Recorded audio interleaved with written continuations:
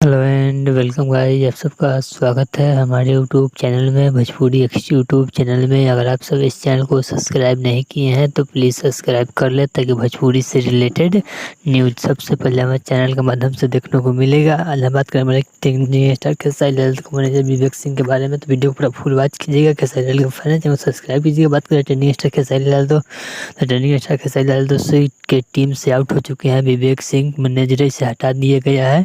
अब trending star Khesari Lal का management, Bhojpuri management YouTube channel एक से साइड है, उसी से उनका देख रेख होगा, पैसा लेन देन होगा। यही बताया जा रहा है कि विवेक सिंह बेसी घोटाला कर दिए थे। ट्रेंडिंग स्टार खेसारी लाल का एग्रीमेंट में फंसाए थे विवेक सिंह, ही बताया जा रहा है। मीडिया रिपोर्ट की माने तो विवेक सिंह भी बहुत कुछ खुलासा करने वाला है, बहुत जल्द कल खुलासा किए ट्रेंडिंग स्टार खेसारी लाल। तो चलिए, अगर आपको ट्रेंडिंग स्टार खेसारी लाल तो वीडियो अच्छा लगा तो प्लीज चैनल सब्सक्राइब कीजिए, वीडियो को लाइक कीजिए ताकि भोजपुरी से रिलेटेड न्यूज़ सबसे पहले आप सबको देखने को मिलता है। चलिए मिलते हैं अगर न्यू अपडेट के साथ, तब तक ओके बाय।